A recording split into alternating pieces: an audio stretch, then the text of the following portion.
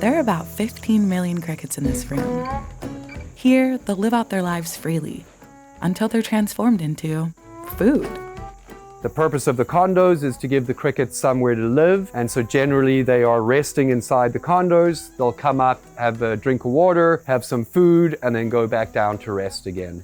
It's difficult to perceive how many crickets are actually in a room like this because, of course, they were all living inside their happy little condos. We just take the condo, give it a bang, and all the crickets come out. Most of these crickets will be milled into a powder that can be used like flour. It's good. You can't even taste the cricket. Or you can snack on them whole like chips. This one is barbecue flavored. Though you may be thinking this is a strange choice for food, crickets actually contain more protein than beef without any of the environmental damage. A lot of manufacturers and entrepreneurs were looking for safer, more sustainable protein sources to add to their product. And for us, it's been quite a boon to our business as a result. We went inside Canada's Entimo farms to see how they turn crickets from bugs to brunch.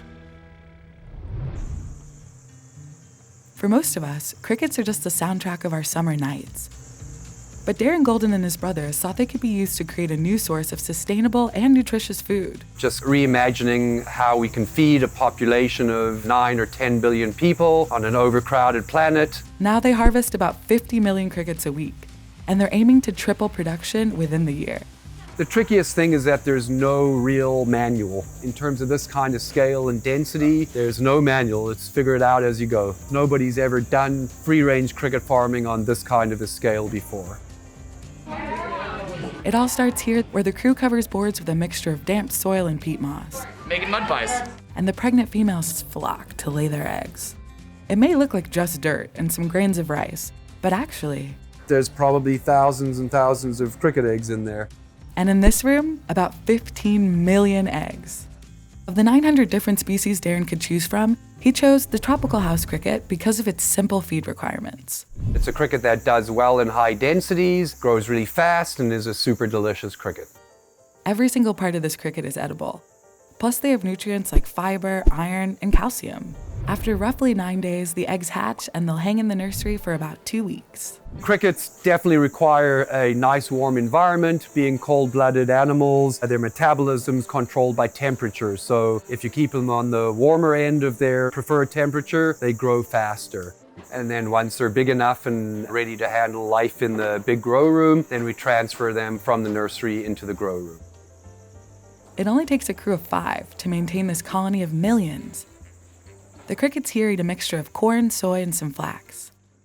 On average, the crickets dine on almost 1,000 pounds of feed a day. That's often staggering for people because you think of crickets as such tiny little animals, but of course when you got 10 or 15 million of them, they consume a fair amount of feed. To put it in human terms, 15 million crickets is nearly twice the population of New York City. But growing all these crickets is still more sustainable than farming pigs, poultry, or cattle. To produce just 1 kilogram of cow meat takes a staggering 22,000 liters of water, and to produce that same amount of protein from a cricket, only a few hundred liters. Growing crickets also has other advantages. So one of the interesting things about insects is that there's very, very few diseases that are transferable from insects to humans, which is very different from farming mammals or chickens. And crickets do not have any known viruses, or the species that we produce has no known viruses that can affect them. And of course, certainly no zoonotic viruses or viruses that can cross species.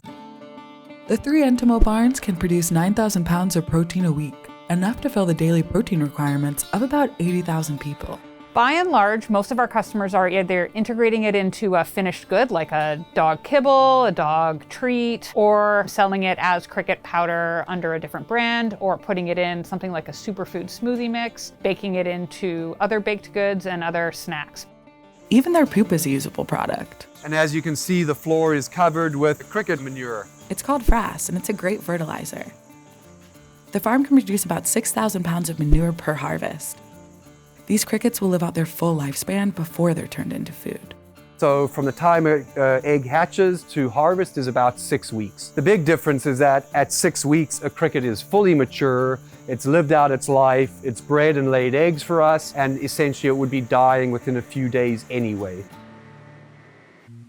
And now it's time to see them turned into food. So this is our raw receiving room. All of the crickets come in from the farm. The insects are rinsed, then sorted to make sure there's no debris from the farm in the mix. Next, they're evenly spread onto trays and slipped into ovens to roast. So in order to make the powder, the moisture has to be below a certain percentage. We find that if it's above that percentage, it's really difficult to grind it. While some are left whole and sent for seasoning and packaging, the majority will go into this industrial grinder until they look like coffee. Do a quick 30-second whisk to break it up.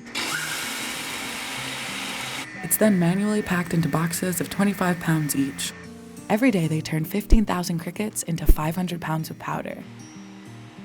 The secret sauce is really in the metrics. It's in exactly how your setup is done, your ratio of eggs, surface area of feed, and it's kind of like a big, giant recipe, and everything does have to be perfect for it to function the way that we function. But there's still room for improvement. Right now the process at Entimo is mostly manual, and that needs to change if they want to ramp up production. And so we're looking at more automated solutions, which will allow us to actually produce 3 to 4 times what we are capable of doing now. Entimo Farms hopes this will also help bring costs down and make their products more affordable. Cricket flour sells for roughly $12 for every 4 ounces, which is 45 times the price of all-purpose flour. But it's not really the price that's holding back some customers. Perception in North America around insect as food is certainly a challenge, and it's one that we are striving to rise up against.